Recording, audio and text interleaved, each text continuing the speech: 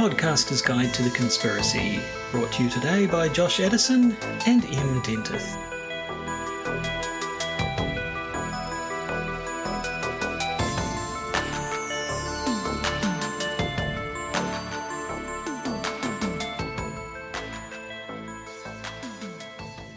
Hello and welcome to the Podcaster's Guide to the Conspiracy.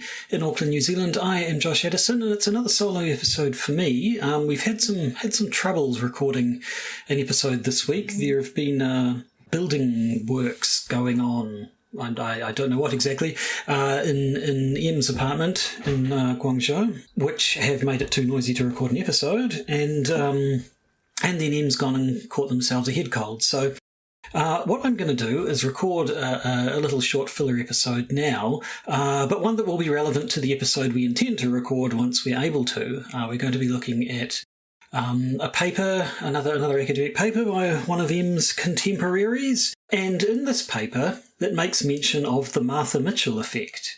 And when I saw that, I thought that would actually make a good topic for an episode, wouldn't it? We could talk about Martha Mitchell a little bit. And so, since I now need to put together a short episode to tide you over until we can record on properly, this one can be a little bit of preparation, a little bit of advanced reading, so that you know what we're talking about when we get to this paper as soon as we're able to record it. So that's what this is going to be, just a short little episode talking about Martha Mitchell and the effect that is named after her.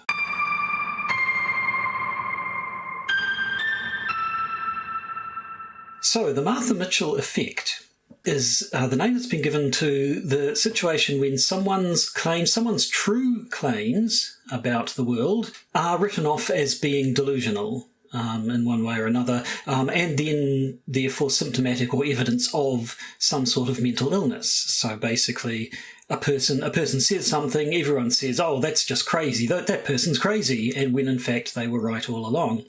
It is of course named after Martha Mitchell, who was the wife of John Mitchell, who was Richard Nixon's Attorney General, and you can possibly see where this is going. But a bit of background first. Martha Mitchell, born in 1918 in Arkansas, she moved to Washington, D.C. after World War II. She was the secretary to a brigadier general, and he was transferred, and she came along with him. She was married to an army officer in 1946, but they separated in 1956 and divorced in 1957, and then in December of 1957, she married Manhattan-based lawyer John Mitchell. Now, in 1966, Mitchell's law office merged with another law office to become Nixon, Mudge, Rose, Guthrie, Alexander and Mitchell. So that's, yes, that Nixon. So the two of them were colleagues. I don't know how... the stuff I read said it wasn't clear whether or not they were actually good buddies, but they at the very least knew and worked with each other. And that meant that when Nixon became president, he appointed John Mitchell as his Attorney General. So that's where he is at the point where Watergate occurs. Back to Martha. So once she was married to a high-priced lawyer living in Manhattan now, she became something of a society lady, a bit of a public figure. And she was known for being particularly outspoken in her opinions. She was conservative. She supported Richard Nixon and was quite happy for the fact that her husband was working for him. And she was known to ring up reporters of an evening and have a bit of a gossip, really, from the sounds of it. She would hear conversations her husband had been having, and she'd sort of ring up and let these reporters sort of give them some insights for a bit of fun. And also, and besides that, just when she was out in public, she was known for being quite forthright with her opinions, which earned her the nicknames Martha the Mouth, or the Mouth of the South, referring to her Arkansas origins. So this of course, because she was doing, telling reporters this, and it would end up in the press. So her husband knew that, therefore, she had the potential to be a bit of a security risk. And then Watergate happened. So for a refresher on the dates, the Watergate break-in happened on June the 17th of 1972. And then once the perpetrators were discovered and arrested, one of the people arrested was a man called James McCord. He was a former CIA officer who'd been hired by the Campaign to Re-elect the President, CRP, or you've heard CREEP, I'm sure, in discussion of Nixon's campaign in the Watergate affair. So the CRP had hired him to be their security chief. So obviously this was known straight away, but initially when Watergate went down, and recall, we've talked about this before, but it actually took a couple of years for the truth to come out and for Nixon to finally resign. So to begin with, the CRP wanted to say, oh yeah, okay, yes, sure, yes, this guy McCord who got arrested breaking in to the Democratic Party offices at the Watergate, yeah, sure, he worked for us, but he was a private security contractor. He had plenty of other clients, right? So there's no, he got no proof that he was doing it for us. It's just, he just happens to have, we are one of the people who he performs security duties for. Now that was complicated by the fact that James McCord had previously been hired by John Mitchell as a personal security guard. He had been a security guard and a driver for Martha Mitchell and her daughter.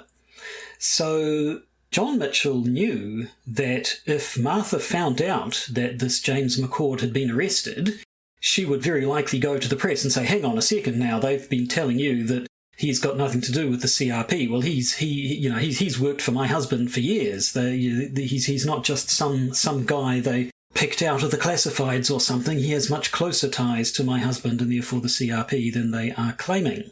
So John Mitchell did not want this to happen. So they were in California at the time that the Watergate break-in happened, and as soon as John Mitchell was informed about it, he stuck her in a hotel under the eye of a man called Steve King, who was a former FBI agent who at that time was working security for the Mitchells. And he instructed Mr. King to make sure that Martha, in the first place, didn't hear any news about as little about Watergate as possible, in particular for her not to hear that John McCord had been arrested, and in any case didn't want her talking to the press. Unfortunately, Mr. King was unable to prevent Martha from reading a newspaper, and she did hear the news. She did see the name James McCord and recognise it, and so then she tried to get in touch with John, with her husband, presumably to say, what the heck's going on? You gotta stop this. You gotta tell the truth or something. Now he wasn't returning. He had gone off. He had flown off to start trying to sort this out, to do damage control. She was trying to get in touch with him, and he was refusing. He wasn't taking her calls. All of the aides that she spoke with said, "Oh no, I can't put you through to him." And so she finally said to one of these aides, "Look, if I can't get in touch with him, my next call is going to be the press." And eventually, on the evening of June the 22nd, so this is only 5 days after the Watergate break-in, still very, very early on in the timeline of Watergate, she called a reporter called Helen Thomas, who was one she knew, one she'd talked with in the past. And she started talking about the dirty politics her husband was involved in, said something about saying she was going to leave her husband if he didn't get out of this dirty business or something. But before she could give any details, the call was cut off. Helen Thomas would later say it sounded to her like the phone had been yanked off her, and she thought she heard Martha saying something like, get away from me, before the line then suddenly went dead. So she tried to call back, called the hotel where Martha had been staying, and the hotel staff who took a call just said that Martha was indisposed. She then called John Mitchell and was able to get in touch with him and said, what's going on with your wife? And his response was apparently, that little sweetheart, I love her so much, she gets a little upset about politics, but she loves me and I love her, and that's what counts. So just completely wrote off any sort of concern that she might have displayed. So then nobody heard from Martha Mitchell for a few days. Eventually she left California, went back to New York, and people managed to find her, and she managed to get in touch with a bunch of reporters and gave her account of what had happened to anyone who would listen. So according to her, when she was on the phone to Helen Thomas, it was Mr. Steve King who grabbed the phone off her. And then when she grabbed the phone off her and hung up on her, when she then tried to leave the hotel, she was apparently wrestled to the ground by five men, five different security agents, according to her, who held her down to prevent her from leaving, and eventually a doctor, who one of the sources I've read said had been sent to there by Nixon's personal attorney, who came and injected her with a tranquilizer to settle her down. And she was from the sounds of things, pretty much under house arrest. I mean, being referred to in multiple places as a kidnapping, what they did to her. You sort of think of a kidnapping as taking someone else, but I guess refusing to let someone leave from a place that isn't their home certainly counts. So, and then a few days later, she was finally allowed to leave. So I've heard the phrase black and blue used a couple of times. I've heard it referred to the first reporter who was able to track her down, referred to her as black and blue. I've also seen that she supposedly said to Helen Thomas she's been left black and blue after her rough treatment at the hands of these people. And she said it was very clear that they did not want her to talk. But she did. Now, you'd think this would be front-page news, like the Watergate break, and obviously the whole Watergate conspiracy, like the truth of everything and how much Nixon and his administration ran on it wasn't known at this point, but it was still news, the fact that these guys had been caught breaking in the first place. And you would think that the wife of the Attorney General saying, hey, my husband's men kidnapped and drugged me to stop me from saying what I know about Watergate would be equally big news, but it wasn't. What reporting there was on the event, it was presented as it was like a human interest story. It was presented as just celebrity gossip. Here's what this famous lady is saying. That was, relegated to the back pages of the newspaper. It wasn't treated as a serious news story at all.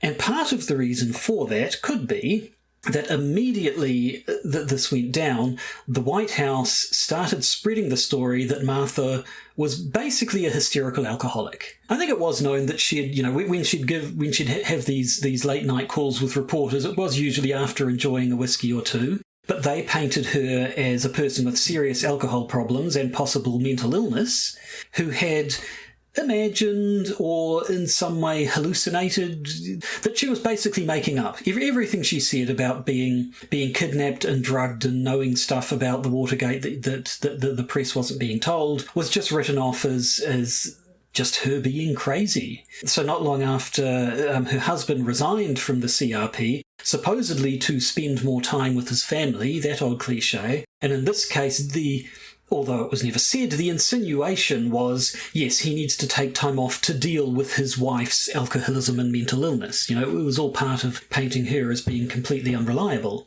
And so any time talk of this came up, whether she said it or whether someone in Nixon's administration was asked about it, it was like, oh, that's just Martha being Martha. And of course, this is the early 1970s, and that level of industrial scale misogyny was par for the course and worked. So she was completely discredited. She was made to look a fool. She was presented, as I say, she was a society figure, a public figure, a society lady, and now she had been made out to be a substance abuser with a mental illness. Her reputation was ruined. She was abandoned by most of her family. Her husband walked out on her, apparently without warning. He just left in September of 1973, and she was kind of left with nothing. Now, by 1975, she had been largely vindicated. I should say, of course, in 1973, she had testified at some sort of deposition when the Democratic Party was bringing a suit for the whole thing. She testified there. She had called on Nixon publicly to resign in 1973, which, if that's not when the talk about her started, that was certainly when it intensified. But by 1975, on January the 1st, the first day of 1975, her husband was convicted of perjury, obstruction of justice and conspiracy, and would go on to serve 19 months in federal prison. But at that time, they were still going through the divorce, and there was the matter of alimony and so on. Of being a housewife in the 1970s, I don't think she had a lot of no real income of her own. So she was still not in a good way. Nixon, obviously, she saw him eventually resign over it. And while Steve King always denied having done the things to her that she claimed he did, James McCord, the man who she was going to identify eventually, after he was convicted, he corroborated her story, presumably having heard about it from the people who were there. And yes, and in his words said she was basically kidnapped. So she did get vindicated, I suppose, Unfortunately, the really sad thing is it was all kind of a bit too late. She did live to see her husband jailed and Nixon resign, but by 1975 she'd fallen ill with multiple myeloma, which apparently is a kind of blood cancer. And this was while she was still in an alimony dispute with John, so she had no money to her name. She had no close support. She did have public support in some quarters. There were Martha Mitchell was right, sort of, people protesting and stuff like that, but her family had abandoned her. And she eventually died in May of 1976. According to one of the articles I read, at her funeral, an anonymous donor arranged for a flower arrangement spelling out Martha Mitchell was right, to be displayed outside her funeral.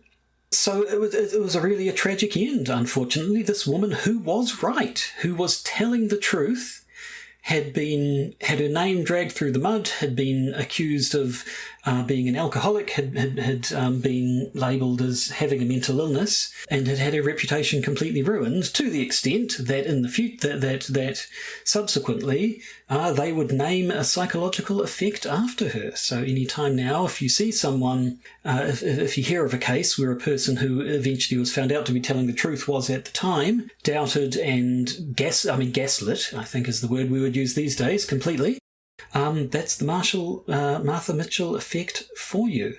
Later on, after her death, in his interview with David Frost, Richard Nixon would say, "I'm convinced if it hadn't been for Martha, and God rest her soul, because she in her heart was a good person, she just had a mental and emotional problem that nobody knew about. If it hadn't been for Marcia, there'd have been no Watergate," which, that last sentence, entirely true. Everything that came before it just confirms how much of a dick Richard Nixon was. So that is the sad story of Martha Mitchell and the effect that bears her name. So whenever we are able to get back together and record a full episode, Em and I will be discussing a paper which makes mention of the Martha Mitchell effect, and now you'll know what we're talking about. So that's the end of this episode, I think. Just a short little one to keep you going. A few little admin plugs at the end. Em mentioned last time that we now have a YouTube channel set up. We had YouTube videos a very long time ago, but nobody watched them. But then it was suggested for SEO purposes and what have you. It's good for us to be found on YouTube, so we're now doing the absolute bare minimum possible to put videos up on YouTube. We're just taking the raw video feed, doing a very minor bit of editing and sticking it up there. So we've done one episode. We've only done one episode so far in that format, but Em has gone back and put video versions of a bunch of our older episodes up on the Podcaster's Guide to the Conspiracy YouTube channel. So that's no actual video, just the audio of the podcast with a graphic over top. So if you're interested in getting your stuff through YouTube via whatever podcasting apparatus you're currently connected to, you can do that. And I guess the other thing I should do is once again plug my return to internet webcomicery at the site monkeyfluids.com. If you're as old as me, maybe you remember it, but if you're as old as me, your memory might not be what it used to be. But it's a thing I did from 2006 to 2008. It's now 20 years later, and I thought I'd do it again for a little bit of fun. Once again, monkeyfluids.com. The name should possibly give you some idea what you're in for. So I think that's all. Not a pleasant tale, but a good bit of background for a point that's going to come up when we next record an episode, which hopefully will be soon. But until then, I think all I have left to say is goodbye.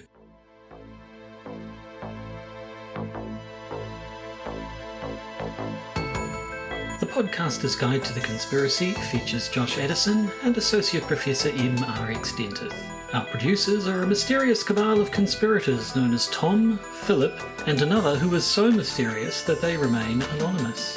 You can contact us electronically via podcastconspiracy@gmail.com or join our Patreon and get access to our Discord server.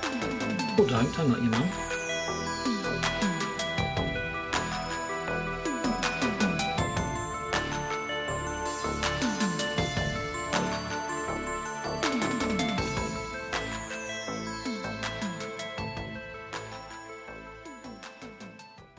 And remember, bees.